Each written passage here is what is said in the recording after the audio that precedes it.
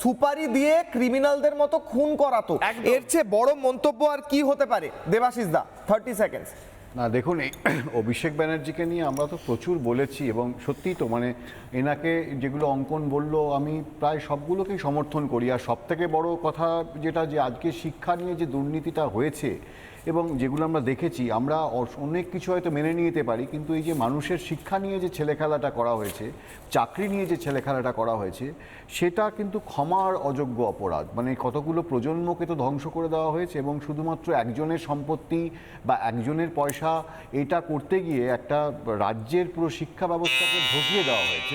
এটার কোনো ক্ষমা নেই। মানে আমি জানি না আজকে মদন মিত্র নতুন করে কি বলেছেন, কিন্তু এটা তো সর্বজন মানে সবাই এটা জেনে গেছে যে এনার বিরুদ্ধে প্রচুর অভিযোগ রয়েছে। এবার আমাদের মনে হয় যে যত দেবাশিস দা, ডাইলিউট করে লাভ নেই। আমি বলছি মদন মিত্র বলছেন যে সুপারি দিয়ে খুন করাতো, এই তথ্যটা তো একদম বিস্ফোরক, একদম নতুন। এতদিন পর্যন্ত এই অভিযোগটা সরাসরি তার দলের কোনো নেতা করেনি। তো এই ব্যক্তির বিরুদ্ধে দ্রুত পদক্ষেপ নেওয়া উচিত, যেমন অঙ্কন বলছিল যে রক্ষা কবচ তুলে নেওয়া উচিত। আপনারা কি সেটা মনে করেন না? দেখুন, ডাইলুটের প্রশ্ন নেই এখানে। বিজেপি যেটা মনে করবে সেটাই হবে। কারণ আজকে তো যারা ধরুন বিজেপিতে চলে যাচ্ছে বা বিজেপির সঙ্গে মনে করার কিছু নেই।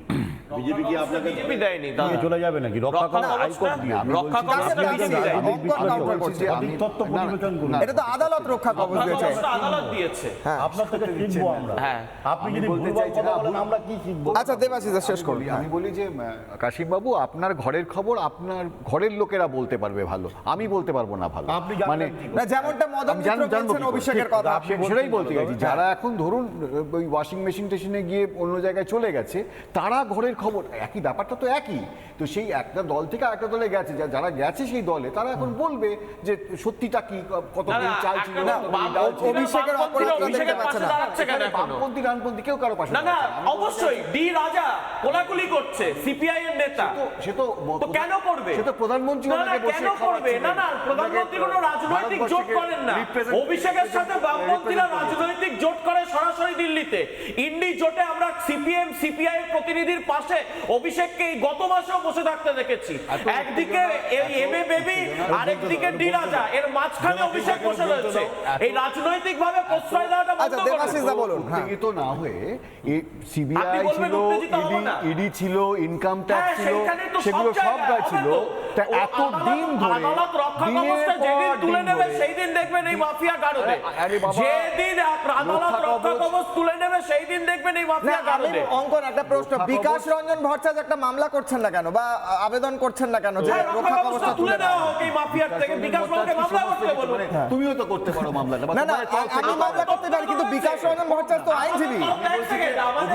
অভিষেক ব্যানার্জিকে নিয়ে বিকাশ রঞ্জন ভট্টাচার্য যত লড়াই করেছে, আমরা যত কথা বলেছি, সিপিএমরা যত কথা বলেছে, বামপন্থীরা যারা বলেছে, সেগুলো আজকে কোথায় গেল? দ্রুত তদন্তের আওতায় আনা হয় কোনো রক্ষা কবচ ছাড়া। এই মামলা ভারতীয় জনতা পার্টির আইনজীবী শেষ করুন। তারপর কাসেম দা বলুন, শেষ করুন দেবাশিস। আমি বলছি যে এই শুভেন্দু অধিকারী, মদন মিত্ররা যতটা জানে অভিষেক সম্বন্ধে, আমি আপনি তো জানবো না। ঘরের ছেলের কথা তো ঘরের লোকেরা জানবে।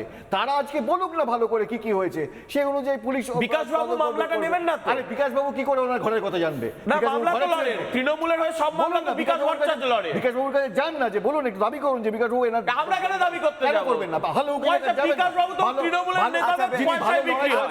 জানবেন না। দেবাশিস দা বলছিলেন যে মদন মিত্র ভালো জানবেন। এক সেকেন্ড। নানা ধরনের কন্টেন্ট দেখার জন্য লাইক করুন, শেয়ার করুন আমাদের ফেসবুক পেজ, সাবস্ক্রাইব করুন আমাদের ইউটিউব চ্যানেল।